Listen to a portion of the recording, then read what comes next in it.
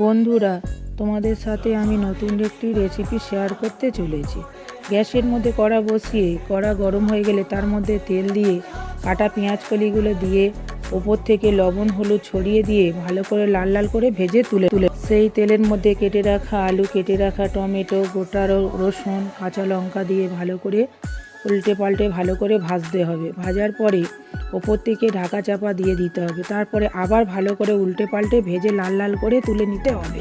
তারপর তাতে আবার অল্প পরিমাণে তেল দিয়ে 4টি শুকনো লঙ্কা ভালো করে লাল করে ভেজে তুলে নেওয়ার পরে তার মধ্যে কেটে রাখা পেঁয়াজ, কালো জিরে দিয়ে ভালো করে পেঁয়াজটা লাল লাল করে ভেজে নিতে হবে।